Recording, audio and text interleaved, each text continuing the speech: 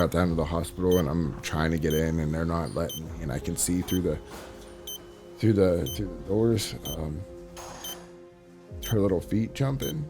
They were doing CPR on her. Today's guest is Bobby Vivid. He's a father. He's a Navy veteran whose world was just totally shook February 5th, 2023, when his teenage daughter was tragically killed by a drunk driver. She was my best friend. She was everything to me and my reason to keep going when I was having a bad day. If you've ever questioned on how to keep going when life throws you a curveball and you're wanting to know how you can heal from any type of traumatic pain that you've ever had, this episode is really just going to remind you of how resilient the human spirit can be. Things going bad and then getting up and walking away from it and continuing on to the next chapter. You just pick up your bag and keep going. There's going to be another road.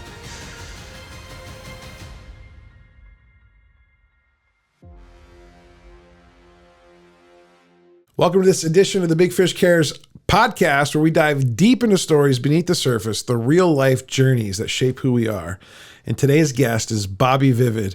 He's a father. He's a Navy veteran whose world was just totally shook February 5th, 2023, when his teenage daughter was tragically killed by a drunk driver. And in this raw and revealing conversation, Bobby's going to open up about the love that he shared with his daughter, the struggles that he's faced since her loss, and then the mission that he's on now, to make sure that no other family endures, the same heartbreak. He's going to talk to us about facing mental health challenges, the stuff that can come up, around type of death and grief. Also talk about his initiatives with DUI law reform. But Bobby's got one of these stories. It's kind of unimaginable pain. It's something that, you only know if you've actually experienced, the shocking loss of a child like this. But there is hope and there is purpose on the other side. So I know you're going to want to pay attention to this episode specifically. Even if you haven't experienced any of that, if you've ever questioned on how to keep going when life throws you a curveball and you're wanting to know how you can heal from any type of traumatic pain that you've ever had, this episode is really just going to remind you of how resilient the human spirit can be. And so we're going to jump right in with Bobby. Bobby, thanks for being here, man. Appreciate it. Really excited to share with our audience your incredible story.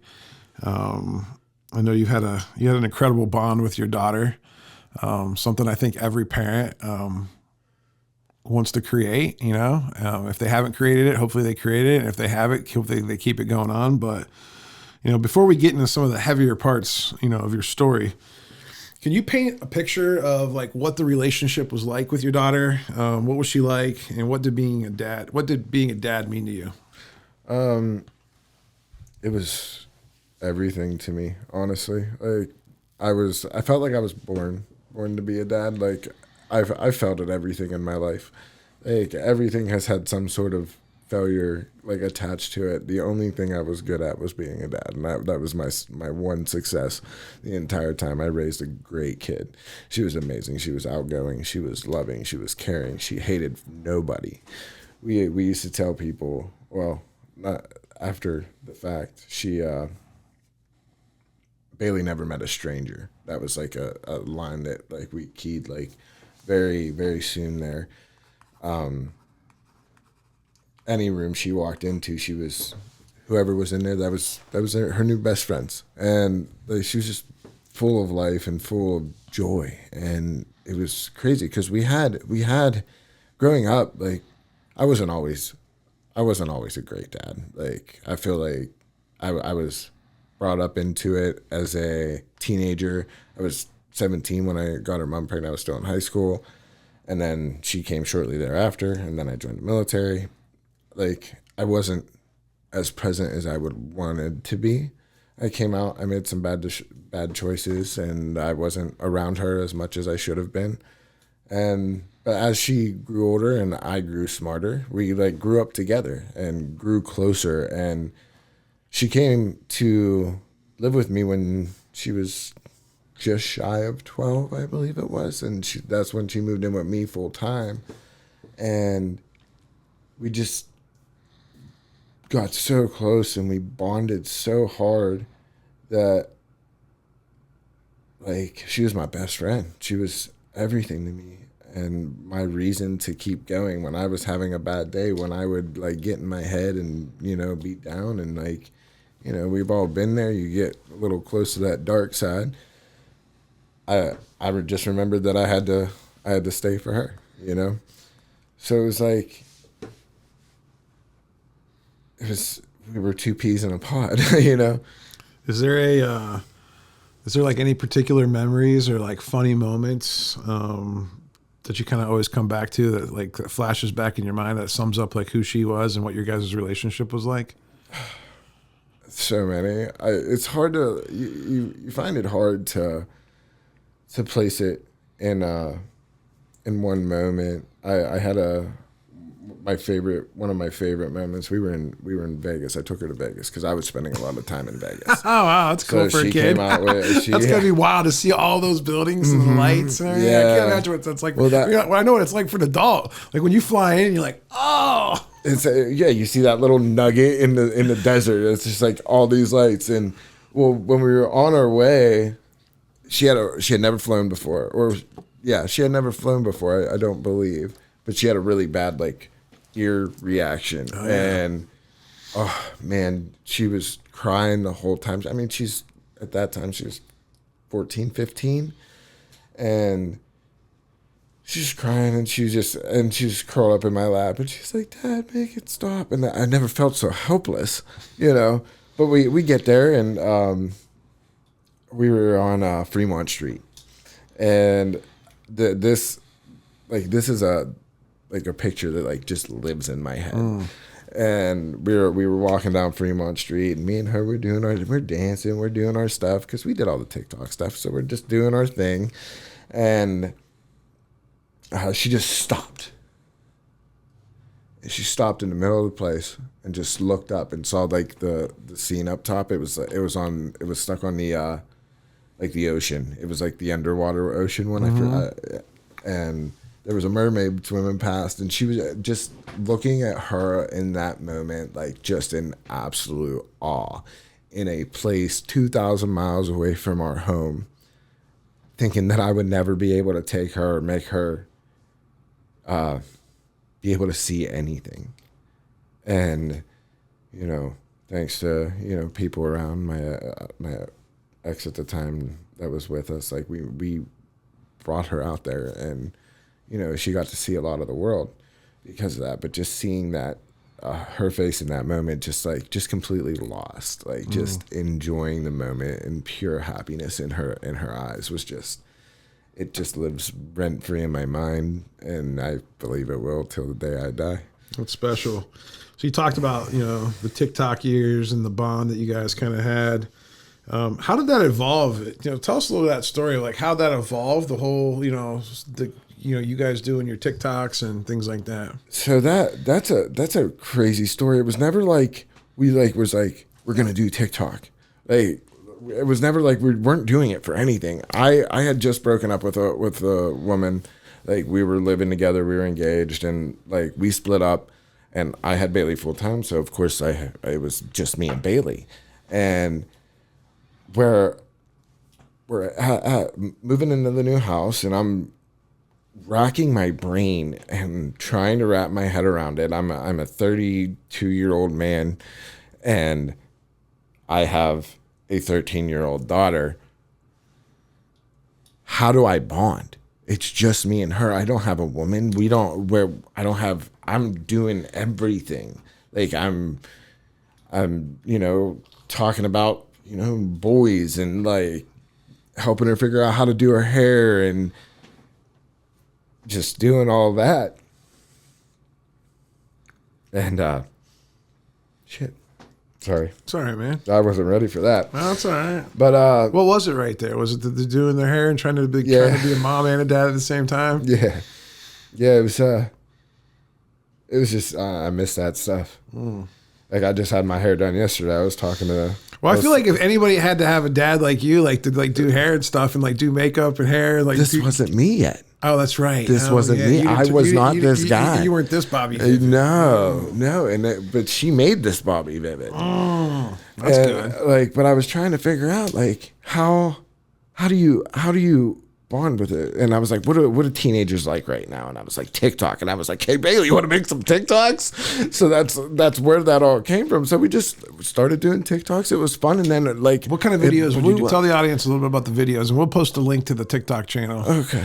Well, we would do a lot of like just the dances that were going on. I mean, it was, you know, COVID, post-COVID, 2020, like, you know, everybody was doing the dances. That was like the thing. And it was our form of entertainment, man, because we were stuck inside, right? Yeah. So we were doing the dances. And then when I started, we do like little parenting talks about, you know, just different, how to handle different things as it like just evolved into this, like, I was a person that other people are, you know, like I was a single parent just trying to get by and trying to make things happen for my daughter.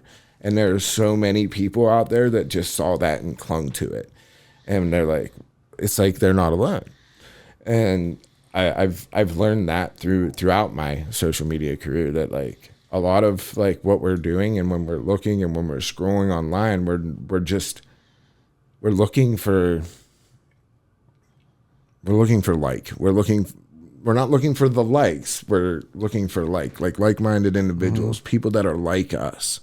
People that we're gonna find our tribe. Yeah. Our community. Yeah. And it was an amazing experience, because then the more we just were ourselves, the more it grew, and the more it was almost overnight that it just exploded. And then we were this like, you know, father-daughter duo on TikTok, and it was amazing. So who was like tell the audience a little bit behind the scenes, like, are you guys like, because once you start doing it, you're just kind of like winging it at first. But then once it starts to pick up, and like people are probably asking you for these things, you're getting ideas. Mm-hmm. Who was like the creative director? Who was like coming up with these ideas for what we're going to do? And then how much prep was there? Or did you guys just do it? And then who did the editing? Like how does all that work for the people at home? A lot of our stuff was just fly by, like, you know, 1-2 takes, or it'd be like something that happened. She like, it would be like something that happened, and I'd be like, wait, hold on, redo that. Do that one more time. And I'd get the phone out, you know, and I'm like, all right, let's record that. Just roll camera, you know. So it was like normal life, and you're like, oh crap, we should post like, that. That was funny. Let's do that again. Right. And yeah, she had one.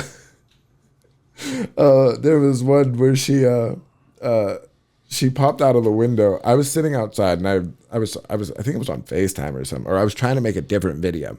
I was just trying to make a normal, like, hey, you know, just like, good morning, how's everybody doing today video. And she sticks her head out the bathroom window. She screams, Dad. She's like, I want a labiaplasty. And I went, I was like, I don't know what that is. And then I thought about it, and then I knew what it was. And then I went, just call your doctor. I had no idea what to do. Wow. And that's like one of those moments as a man where you're like, what do you do? Was she being serious, or was she just saying it for the camera? No, I don't know. I don't know. I think we'll find out one day. It would have still happened if it wasn't on camera. Yeah, I know, but was she just doing it to mess with you, or like was she being serious? I think, because that's like something that like, I feel like she's got to be pretty aware that that's going to shock Dad, right? Yeah, absolutely. She was like that. She had a good sense of humor, right? She had a great sense of humor. She was a funny kid, and I mean, it probably was just to mess with me. So I can't even imagine all those moments, because it would be so easy for a daughter to mess with her dad. Oh yeah, I mean, especially like once you have that kind of relationship, like as their teenager years, like because they know what you're worried about, like they. Wow, it was wild. It was just so crazy. Well, you've had, I mean, you know, we were talking a little bit before the show, and I know a little bit about your story, but you know, you've had quite the life journey. You know, military service, right? Divorce, right? Divorce, yeah. You know, substance abuse issues, right? A little bit. You started your own remodeling company. You know, that's something that we had in common. You know, because I think we originally met. I needed some work done here. Yeah, I think you came over here and gave me a quote or something. And that's how we became friends on Facebook. And I've just kind of been following your journey ever since. But looking back, like, how do you think that all those life experiences that you had outside of being a parent affected the way that you became a dad and a parent and a father? I learned struggle really early. and I learned that not everybody is perfect.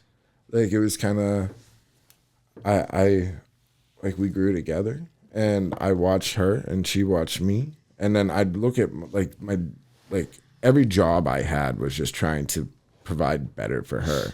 I actually started my remodeling company as a joke. Well, not a joke, but as like a get my girlfriend off my back, because I had got laid off like from another company like 2 weeks prior, and she was, nagging me. She's like, "What?" I said, "I'm waiting to hear back. I'm waiting to hear back. They're just, it's middle of winter. I'm waiting to hear back. It's like I'm laid off. What do you want me to do?" And I got to the point I was like, "I'll just start my own company." And I did. And then it was pretty successful. Like I got pretty big, as a small time, remodeler can be. But it really just kind of taught me a lot of patience. Life taught me a lot of patience, and just dealing with each moment as it comes, and knowing that whatever problem we're dealing with at this moment in time, it's not tomorrow's problem. You have this problem now. Once you deal with it, it's going to be gone. Was there ever like a turning point, like you think, like in your adulting life, that you're like, man, I got to get my crap together because like I'm a dad, and like I need to because you mentioned like you weren't always there in the early days, obviously, because your whole, you had her when you were like just getting out of high school. Yeah. So like, you went to the military. I don't know how long were you in the military for? 6 years. 6 years. So like you were gone? I was gone for 2 of them, and then I came back. I was stationed in Virginia. Did you even feel like you were a dad, or did you just feel like you were a guy out there hanging out with other guys, and you guys were just doing guy things all the time, and like it was kind of be different because you were not home a lot, right? I felt like I was a horrible dad. Right. Yeah. There's that guilt side, but like you're hanging out with, like, it almost feels like an extension of high school buddies. Yeah. We got a mission and we're doing some stuff and we're structured. Don't get me wrong, and we're learning about that, but we're just around a bunch of dudes all day, right? Like, and so you have that, and then it's like, what point do you think that you're like, that you had to like figure out like a turning point that you're like, man, I got to get my act together? It took me a while. I was probably 25, 26. Was there a moment though that like, yeah, tell me about that. I was, I had to leave town for a little while. What does that mean? I had to leave town for a while. Because now people are wondering why. So I'm thinking about the listener, like, why'd you have to leave town? So when I got out of the military, I wasn't 100% sure what I was doing. I didn't know. I had no idea what I was doing. I was planned to be career military, and I came out, and Why'd you come out then? The force reduction in 2012, Obama cut 250,000 sailors' jobs and just made them disappear, and I was one of them. So I wasn't excelling at the rate that they wanted me to on one job because I was doing a different job. Maybe it's weird when it comes to collateral duties. Gotcha. Anyway, so keep going. I came out, and I hooked up with a motorcycle club, and I was pretty deep in that, and like a gang, like something you would see about on like Sons of Anarchy, and something along those lines. But all right, we're not allowed to talk about it. Right. Gotcha. Yeah, we stay away from that. It's like Fight Club. Yeah, we stay away from that. But they probably won't be listening, so you never know. Yeah, those guys don't usually squashed all the beef. Those guys don't usually listen to podcasts about like overcoming adversity and growth. So, but I ran into some trouble with them, and things got bad, and I was like, you know what, I'm done with this. And you had to go lay low. You had to go lay low. Yeah, I had to go lay low. I had to get out of town. So I left town for a while, but I was still I was still coming back into town, here and there. How often would you get to see your daughter? Once a month at that point, because I would. And how often did you see her while you were in the military? Just when you would come home for a couple. Is it typical military? You'd leave for 11 months, come home for a month, and go back. Yeah, but when I was in Norfolk, I was able to come home on the weekends. And her baby's mom, the mom was always cool with you, seeing. I mean, she never. It was on and off. Yeah. We had a rough relationship. Gotcha. I wasn't great. I needed to wake up. And that's like, I came to see her on one of my, like, when I was out, I came home to see her, and she's like, Dad, why can't you just be here? Why can't you just be here? I need you. And I was like, that's it. Went and packed up my bag and moved back into town. That was the turning point. That was it. And she had tears when she looked at me. She had tears in her eyes because I was like saying goodbye. I was going back to the area I was living in, and she's like, and I came home. I dealt with the things I needed to deal with that I was avoiding, and that kind of started the upward climb for me. Because that was like kind of the end of the, I don't know, bad boy era, I guess you'd call it. I don't care era. Then I turned into. So like Bobby 2.0 was coming. Yeah. And then Bobby 3.0 came shortly thereafter. Yeah. There's different evolutions, right? I think that's like a goal for all of us, like just to continually evolve and get better at whatever you're doing. That's why I feel pretty good about where I'm at in my life right now, because I know where I was at 10, 15 years ago, and to where I am today, as my mental capacity, my overall situation, is just so much better, and I keep progressing. So you have a lot of similarities in that regard. Yeah, I see that same trajectory. When you just said that, like, hey, look back 10 or 15 years, 15 years ago for me, I just moved to this area from Ohio. I had just gotten convicted of 2 drug felony charges in Ohio, and my uncle called me up, and I was on house arrest over there, and he said, why don't you come, sell roofs for me? And so I worked. So that's how I got out of all my trouble in Ohio. He wrote a letter. I moved over here and then started a new life. Started put that chapter behind me, and then I think about having the kid. I had my kid in 2014. I feel like that as soon as you have a kid, I feel like, for the most part, especially if you have it later in life, like I did, that it wakes you up, right? Because now it's like you're responsible for another human. And what advice do you have for people that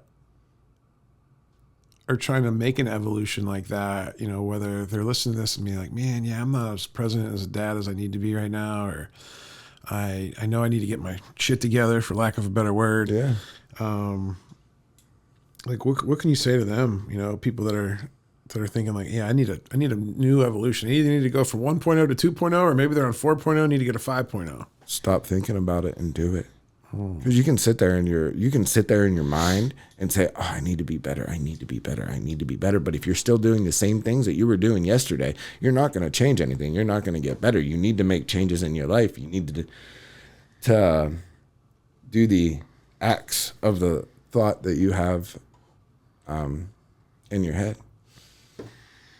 I think that's the key, because you could think about things all day long, and until you actually make an action towards that step, you're not going to do anything. But once you do make that action and you start seeing that progress, and then it just kind of makes you want to do more.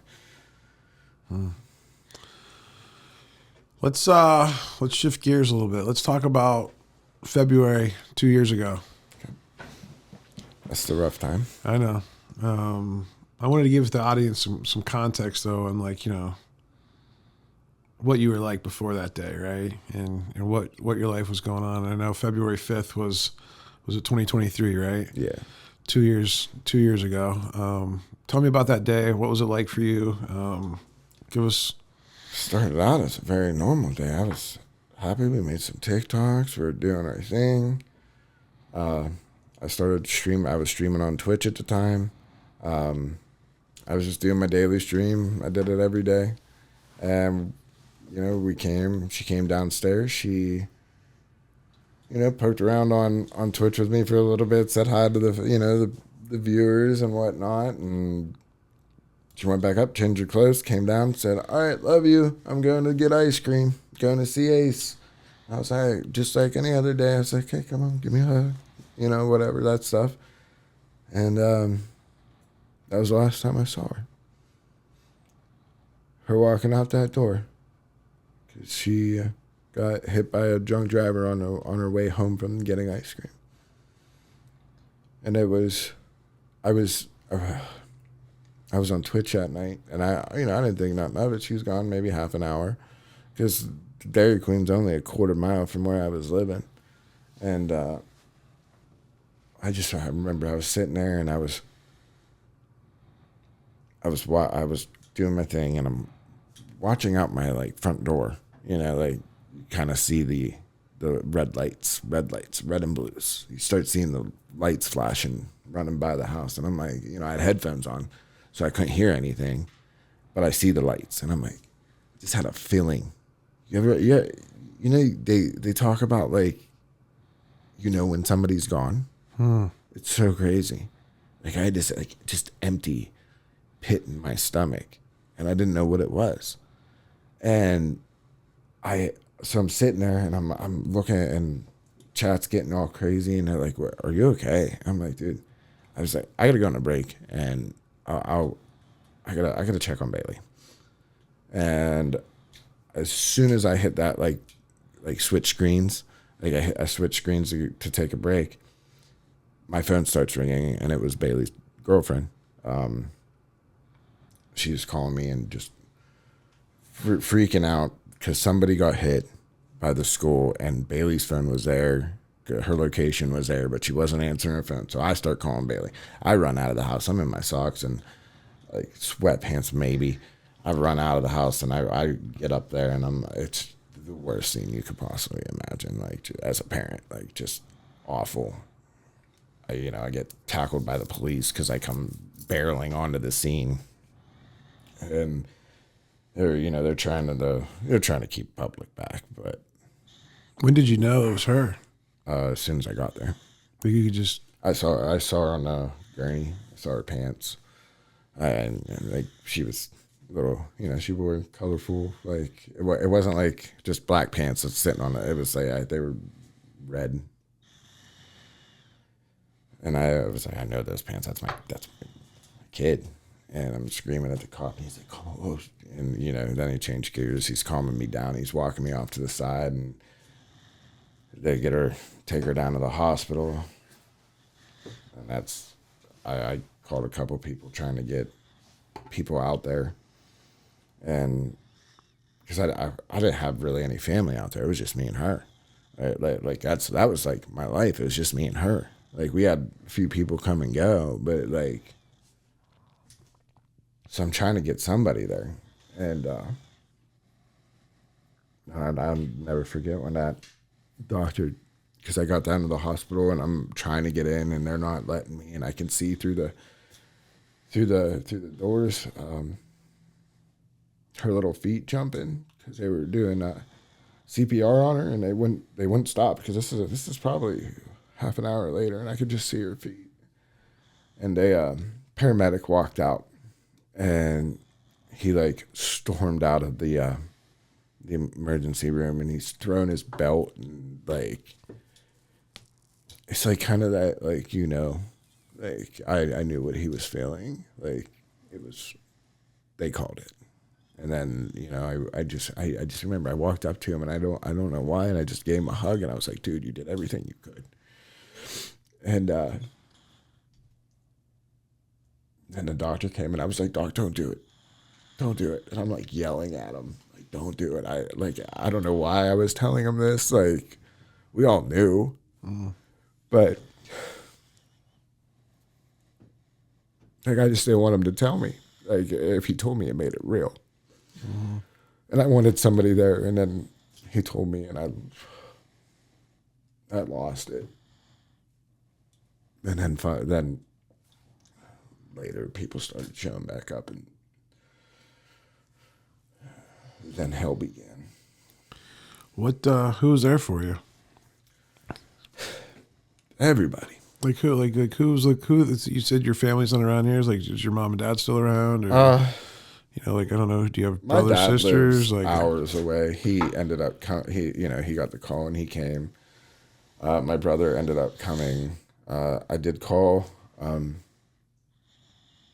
friend that showed up, but it's a whole nother story. But a friend showed up. She was great. She had a little bit of support there. Yeah, like it built. And but you were by yourself pretty much when the doctor told you, and like you're just completely alone, right? Yeah. What kind of like what type of like what were your immediate thoughts like in those first few hours, And I'm assuming that you never went back to the Twitch screen, and maybe like I don't know how that works on the internet, but it was because people just times out or something. I don't know. It was just live all night. Wow. It was live all night. And then what? And so what were those like first like couple hours like at the hospital? Like what do you just go home after that? Like you just like, it's surreal. It's like walking in a desert, not knowing like you don't know what's real. Like it's just like nothing feels real. It's like you go back home and you just wait. And you sit there and you wait, and you still feel like they're just gonna walk through the door again, or you're just gonna hear, or you start hearing stuff, you start hearing things, and like I remember the first couple of days because I set it up when I talk about it. I'll talk about like day 1, day 2, day 3, day 4, and because I feel like there's different stages on each day, and the first like 7 days were crazy because like my friend said, "What do you need?" And I was like, I don't know. I had quit smoking, and I was like, I just need a cigarette. I need cigarettes and I need alcohol. I need to numb this. I didn't know what else to do. Yeah. So I started drinking, and I keep drinking. And then by yourself, or did you go to the bar, or like? It was a lot of by myself, and then I'd go to the bar. Like people had lives; they had to work, And then I'm just trying to survive. I mean, I had a circle of friends that were pretty good on like somebody was around at all times, and then when they weren't, like somebody was watching. It was really touch and go for a while, and it was dark. It was dark. It was a very dark time, and you just keep going. I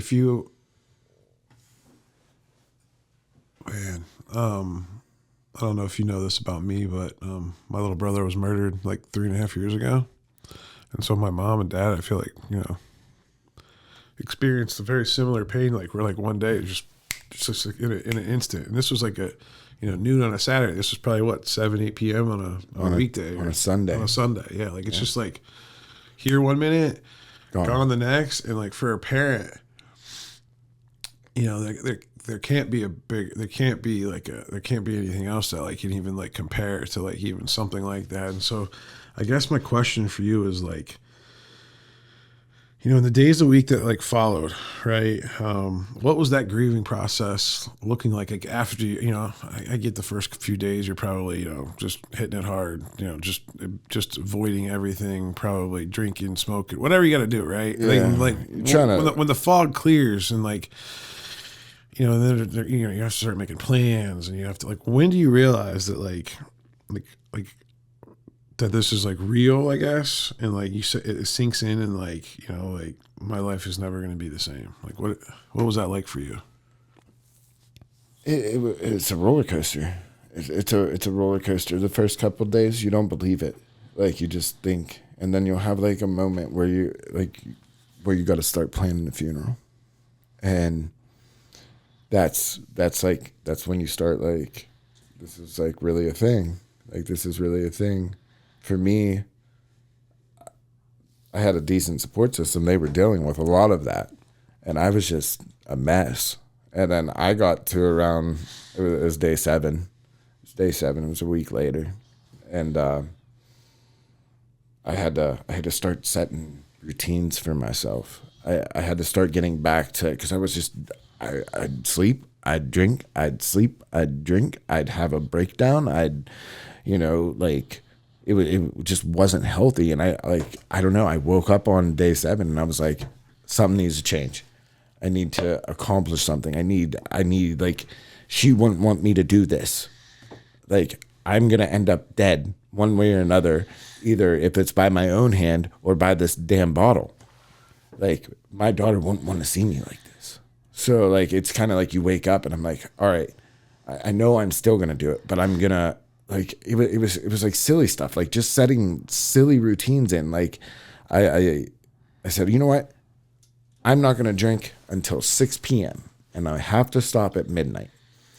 Those were my hours. 6 hours. I mean, it was a start. Sure. It was a start. I totally. It was better than grabbing the bottle as soon as I opened my eyes. And then have to do that, like, kind of by yourself and, like, keep yourself accountable to that. Like, what would you tell people now looking back? I know it's been a couple of years, but, like, somebody has to experience, hopefully nobody else has to experience it. But the truth of the matter is that's not going to be the case, right? Like, it's going to happen. Someone's going to be listening to this episode, whether we have 100 listeners or 1,000 listeners or 1,000,000 listeners. And unfortunately, over the next 10, 15 years, somebody's going to have to deal with this. Like, it's just going to happen, right? I mean, it happened to you. It happened to my mom and dad. It's obviously more common than we like to admit. What advice do you have for them looking back now? Like, is it okay just to do that for a little while? Is there something else that you think you could have done better? Is it just is what it is? And it just, like, give me some context on it looking back. I think that there's a lot of different ways that people can go about it. I mean, in the end, you have to do what works for you. Yeah, the grieving process is complicated. Yeah, and it's not a one size fits all. Like, that was mine. Like, but if I had to tell somebody in a nutshell, like, this is how you do it, it would be to feel it. Feel it. Like, live in that grief for a minute. Because embrace it. Yeah, you have to, because until you do that, you're just avoiding it and you're trying to numb it, and you're using, you're using substances, you're drinking, you're, avoiding it and going to work all the time. You're becoming a workaholic. Like, we all, like, from what I've seen and talking to people, like, everybody turns to something. And until you actually start feeling it, I don't think you really get anywhere. Until you actually be present with it, right? Yeah, you're like, this is what happened, and I need to deal with this. And it took me a long time to, like, actually, like, come to that mindset. I went into, like, just kind of a numb, like, living through life, like, just kind of zombie mode for the next, like, year. Yeah, because your mental, I mean, we talked before the show a little bit about your mental health journey, like, it's kind of like a roller coaster, right? Yeah. The last 2 years. So can you share some of the highs and the lows that you've experienced, just to give people context? So that way they realize it's okay, Yeah, I mean, I've been in and out of therapy. I've contemplated suicide many times. Like, it wasn't up until this past year that I really, like actually a year ago today, it was like when I, like, really started to, like, feel it. Like, I was avoiding it. Like, properly grieve, right? Yeah, because I started, like, I used, I was drinking, and then I found this girl and just, like, kind of, like, used her to, like, escape. Forget everything. Like, everything was about her, and, like, I did all this other stuff, and in the end, this girl was, like, horrible for me, awful for me. Like, it's a story in itself, and, like, I wasn't seeing that. I was just living my life and just kind of zombie mode. And then last year, like, this time last year, we split and things went a little crazy, and I was like, you know what? I need to start, like living. Like, grief's like a ball, and you put it in a bag, and then for a while, it's the only thing in that bag. So it hurts, and it's touching the edges, and it hurts. But, like, as you start to do stuff and you start to actually live, you're dropping other things in that bag. So you're filling that bag up, and it's that that grief ball, it's still the same size. It's always gonna be that same size. But you have other stuff cushioning around it, and then every now and again, that like life tumble that's going through that bag, that grief ball hits the edge, and it's done. Like you have to feel it in that moment. If you don't, you try to hide it. That's when you end up with a gun in your mouth. And I've been there. Like that's how I know. You put a gun in your mouth? Oh, absolutely. Loaded? I was 10 seconds from doing it. Wow. And what made you stop? Her?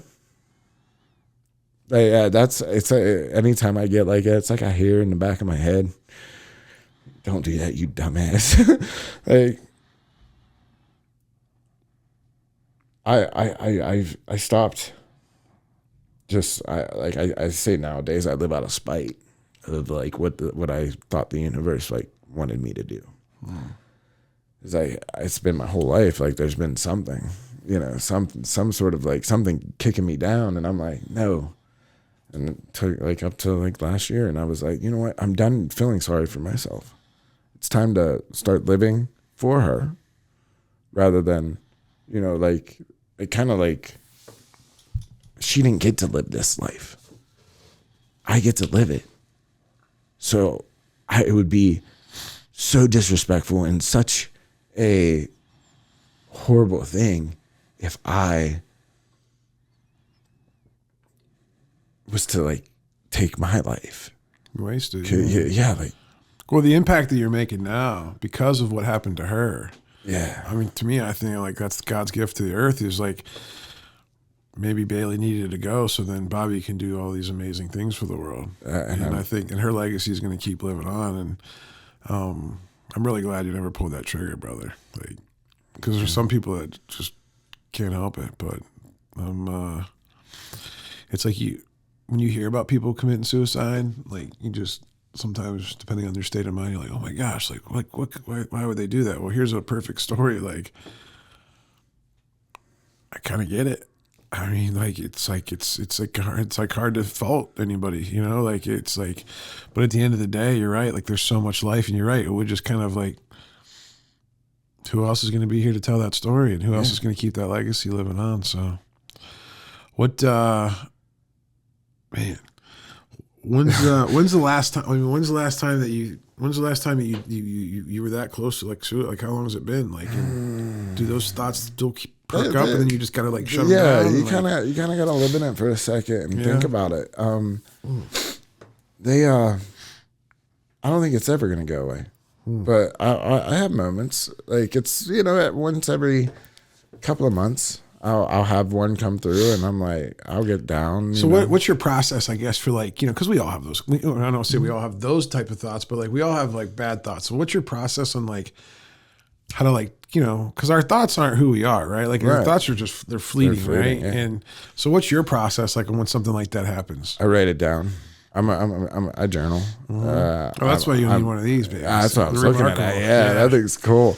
But I journal. Therapy's such a awesome tool, and like I know that a lot of men out there, like they look at therapy and they're like, I don't need no therapy. Dude, therapy is so good. Especially if you find a good therapist. Yeah. It's like you hook up with the right therapist, it's night and day, man. Changed my life. Oh, it's such a beautiful thing. I like that's like a message I try to get out to men everywhere. Like, it is not weak to go to therapy. It is not weak to seek help.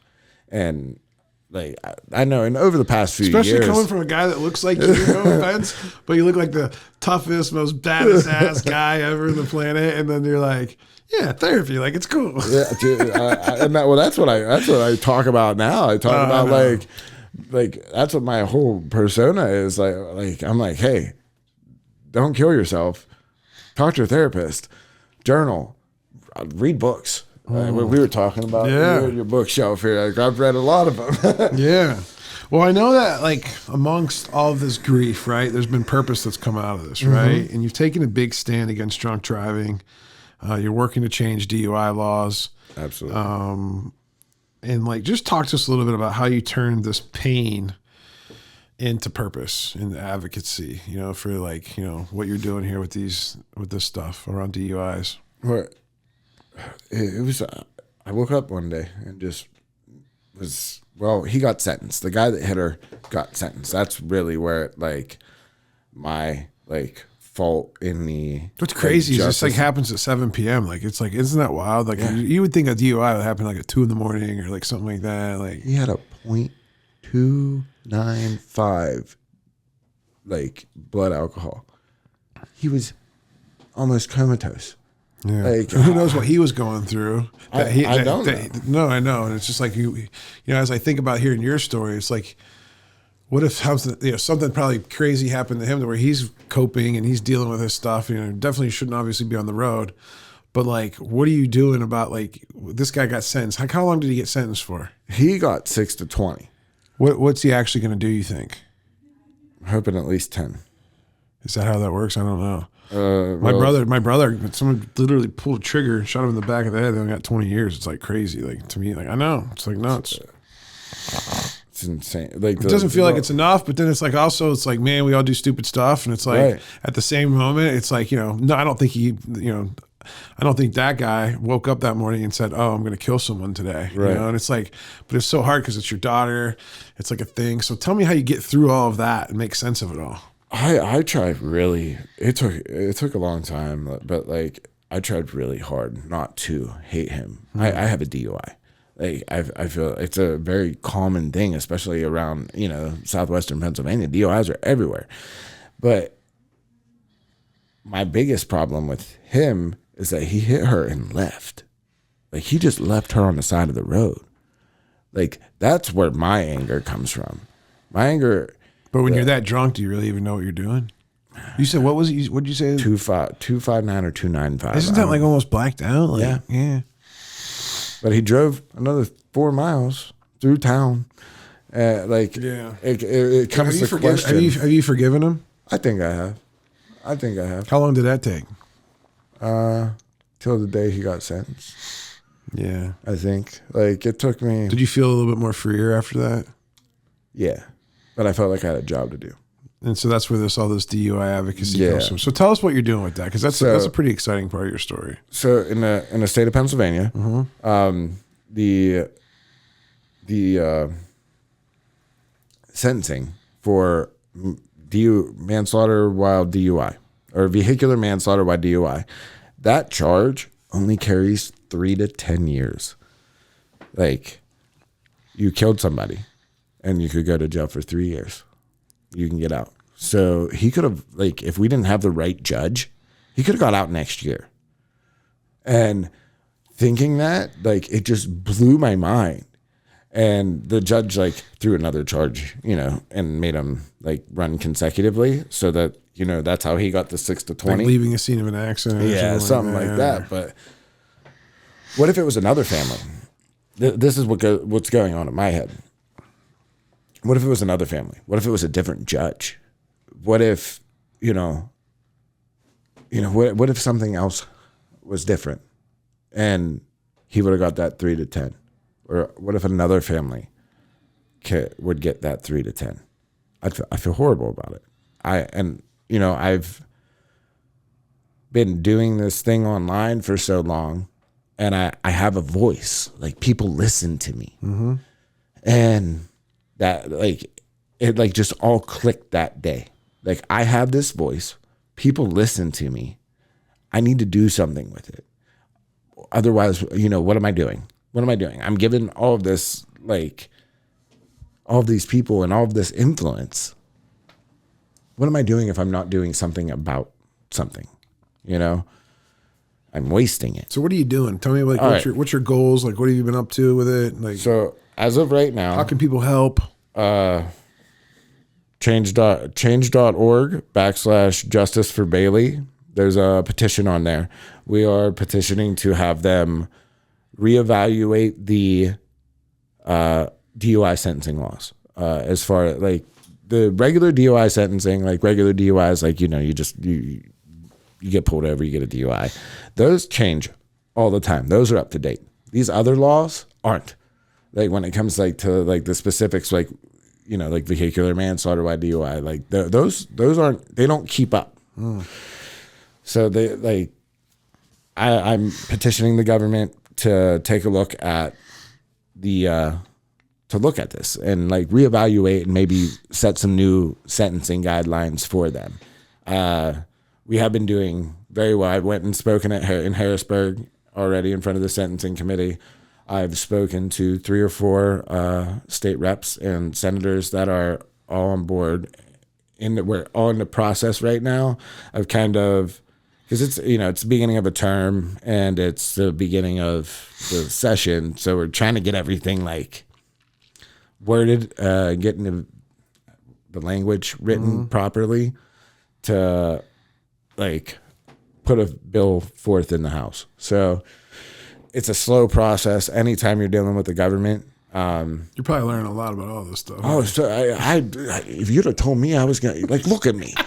Look at me. You're gonna go to Harrisburg and talk in front of a group full of people in suits and ties that like look at you like you're crazy. But then once I started talking, they're like, "Okay, we're listening," and I was like, "Wow."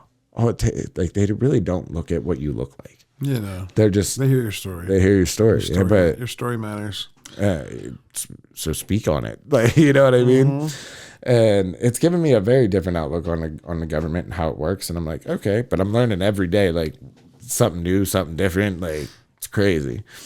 But it's just kind of like the purpose, like that you've kind of set forth to always just keep your daughter's memory alive and something to just keep fighting for. Yeah, I think I'm just gonna keep doing this stuff, and I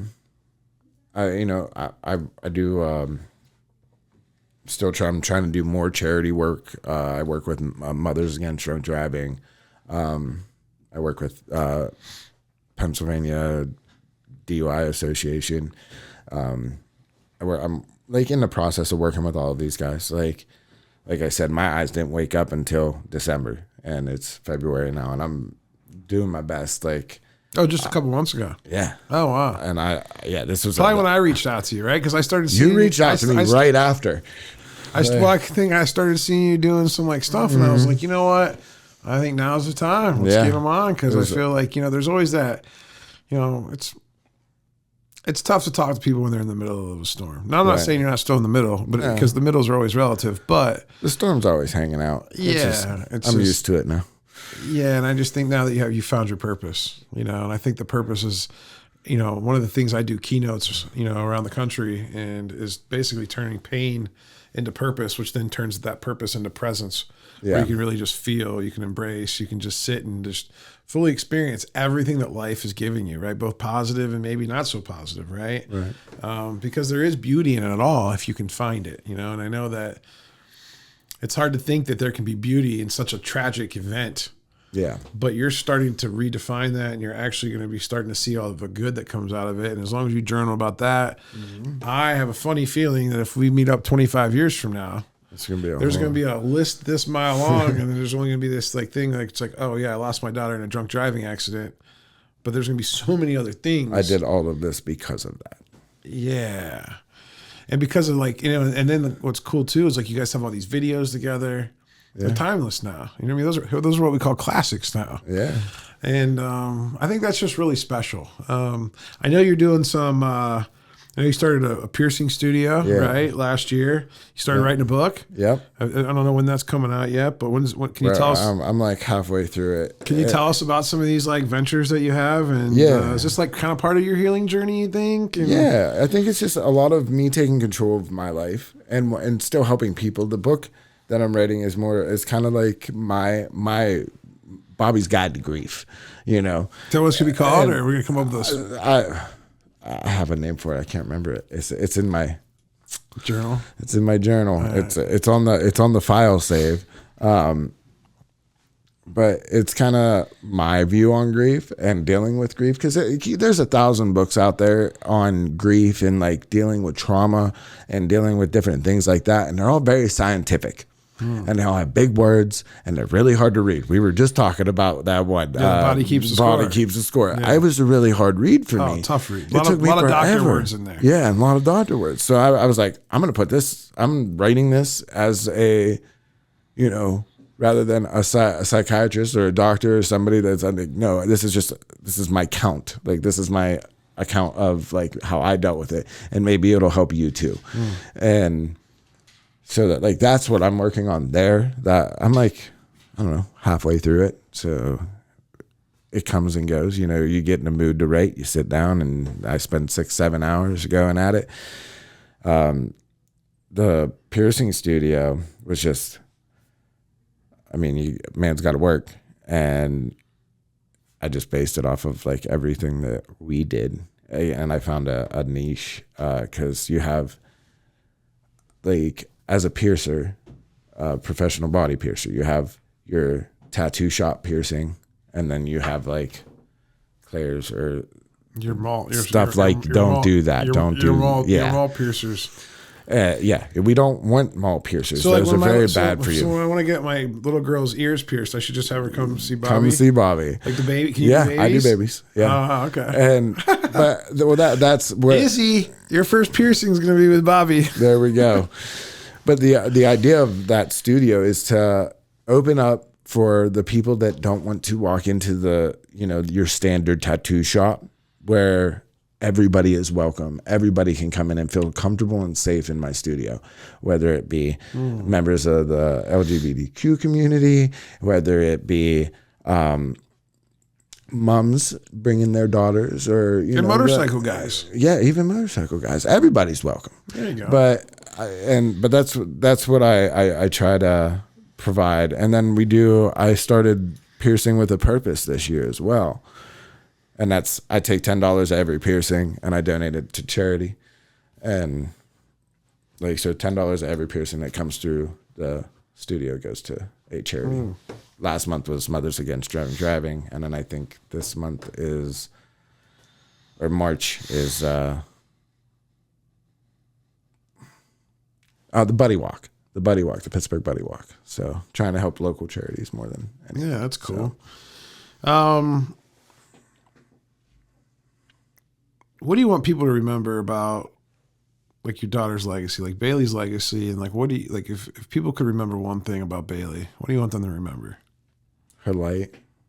Just her light. That whole, you know, she never met a stranger. That thing, that was my favorite thing. And cuz like you never know what somebody's going through. And Bailey always met everybody where they were at.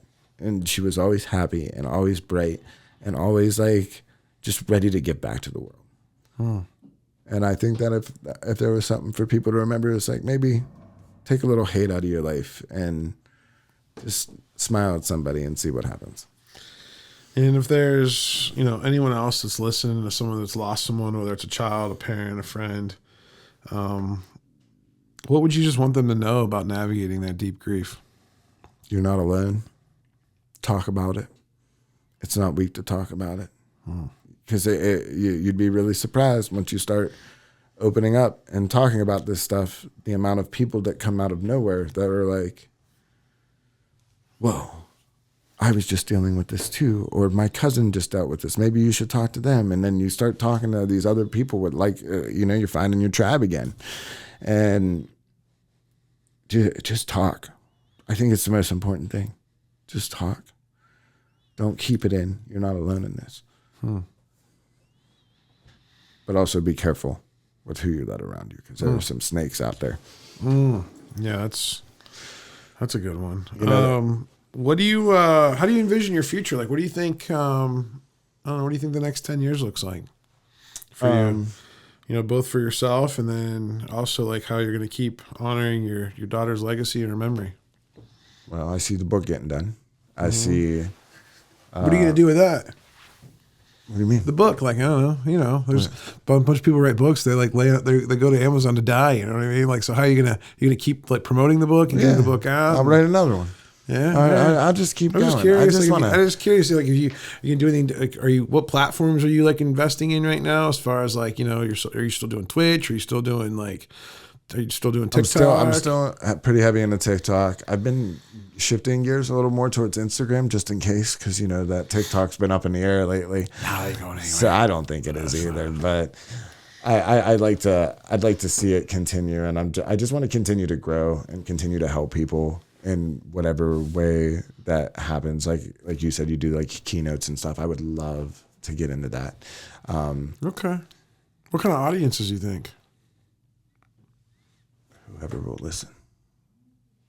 Like I really think that, like, What will it be about? Like if I have somebody right now that's looking for a speaker for an event, a conference, maybe their company, like what are we going to talk? What are you going to talk about? Like, what would I tell them? Like, I got a guy who wants to be a speaker, but like, what's he going to talk about? What's the message going to be? I feel like I'd talk about struggle, like just not giving up, not quitting, like that, because that seems to be something I'm very, very keyed in, is things going bad and then getting up and walking away from it and continuing on to the next chapter. And I feel like a lot of people, they fail at something and then that's it, and they quit, and then they're over, and they lose interest and they lose faith, and just, it's not necessary. You just pick up your bag and keep going. There's going to be another road. But also parenting. I'd like to do more parenting stuff, talking to parents about dealing with, my daughter was gay, and a lot of people don't understand how to deal with that growing up with a teenager like that. So I like to talk to people about that, as a straight man, like, it's okay. Yeah, I'd like to do a lot more of that and continue. I want to put my businesses across the nation, so that I want to kind of make it like a chain kind of thing, like multiple locations. What's it called? Vivid Body Art. Vivid Body Art. Yeah. Cool. So people can help you by, like, if they need a speaker, you're definitely open to coming. Yep. Obviously, if they need a piercing and they're in the Western Pennsylvania area, they can come see you. Absolutely. They can go to that change.org/Hope for Bailey, or what was it? Justice for Bailey. We'll put that in the show notes. Is there anything else that maybe I didn't ask you that you wish I would have asked you before we wrap the show up?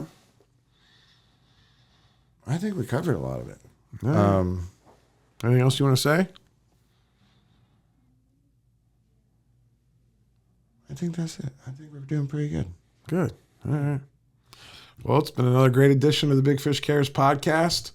If you want to get in touch with Bobby, we'll put his social media handles in the show notes, and he's definitely really very engaging with you on social, so he's not a hard guy to find. No, not at all. Easy to get a hold of. Thanks for being here, brother. Thanks for having me, man. I appreciate it.